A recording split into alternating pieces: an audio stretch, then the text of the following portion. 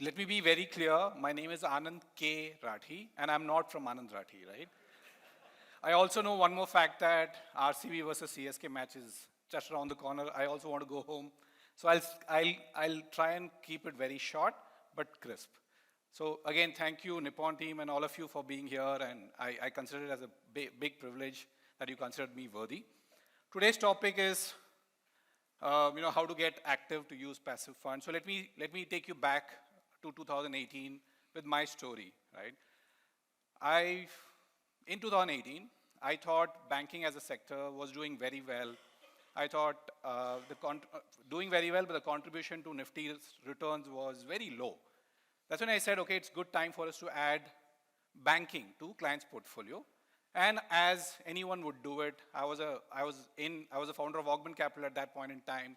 I was doing a lot of active funds at that point in time. So I decided to invest in one of the well-known banking funds, which was active in nature. Come 2019, the sector did very well. I was very, very happy that the call went right. But unfortunately, as most would know by now, that the banking fund didn't really do as much, and it actually underperformed the index. When I spoke to the fund manager, he said I had this thought, that thought, and obviously I couldn't answer the client. So on one side, I was happy that the sector call went very well.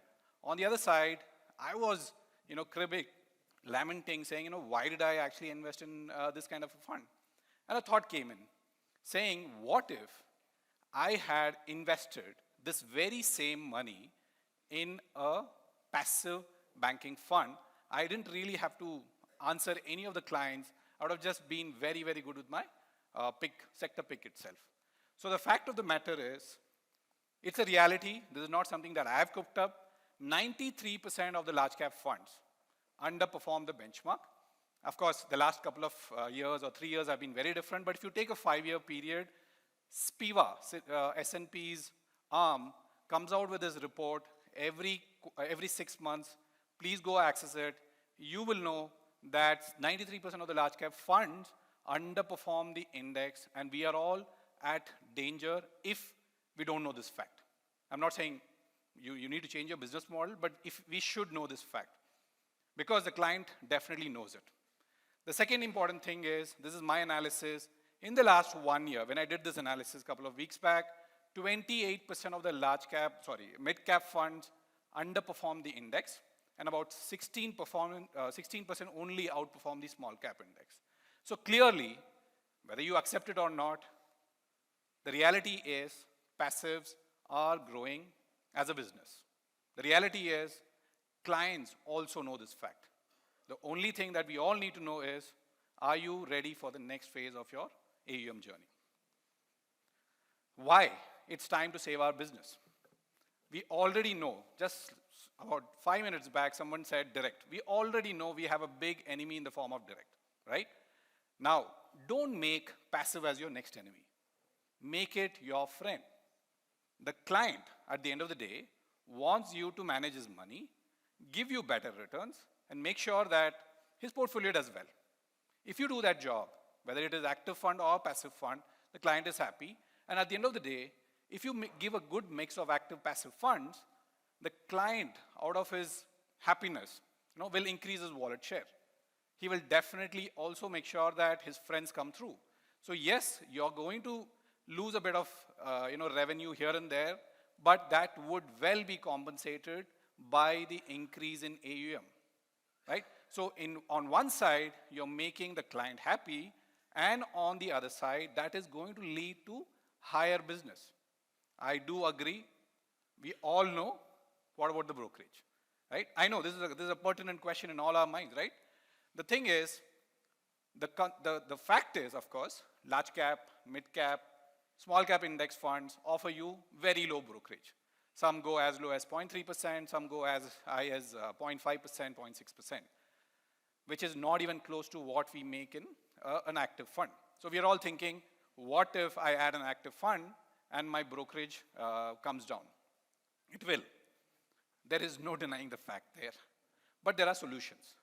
The solutions are in the form of non-market cap funds. There are sector funds that are getting launched. There are factor funds.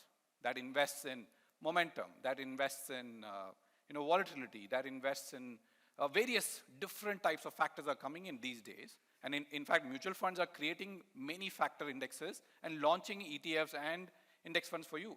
And they are, if not high on commission, as high as, let's say, an active product, but they're pretty close to it. So I'm not saying by going to these 3-4 different kinds of themes or factors, you will compensate for the losses of active mutual fund revenue, but sectors, factors, themes, like you look at international funds, you look at infrastructure, there's a theme that is coming in. You go and see, very recently, reality as a sector has got launched. So there are many factors, themes, and sectors that are getting launched. And this, in effect, will compensate for the AUM revenue loss that you're all going to have by moving to passive. So this is all great. I'll again take you back to 2019 when my sector call went right, the fund call went wrong. I was like, aaj ke aaji, right today, I'm going to move all my AUM to passive. This was my thought. Then I went to an Excel sheet, put my AUM, put the brokerage, I went back to normal, right? As reality would strike it, right? We all need to have a sustainable business. There is no business, no business can survive without you surviving. So it is important that you pay yourself well. So then I was thinking, what are the other models that we can explore? One of the things that I've done very consistently is create a good, healthy mix of consistent active funds and couple of passive funds. So for example, the one that I do is in the core portfolio, which is, today I'm sure we all know core and satellite. Core is where you build the foundation of your portfolio. Satellite is what you add to, make additional set of returns on your portfolio, right?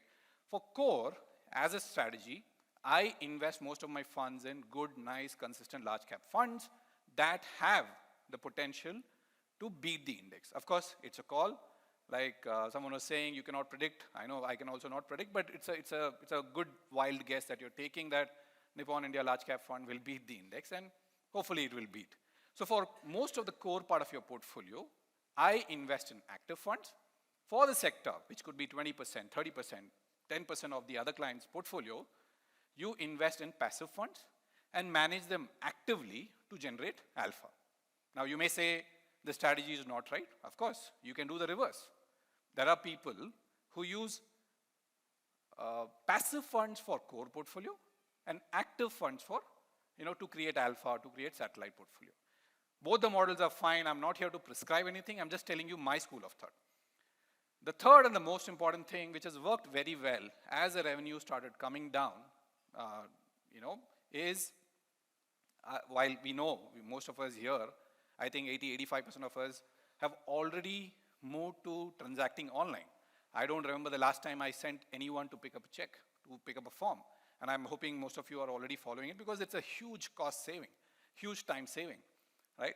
I recommend you to slowly but surely start moving your interactions online. I'll tell you why.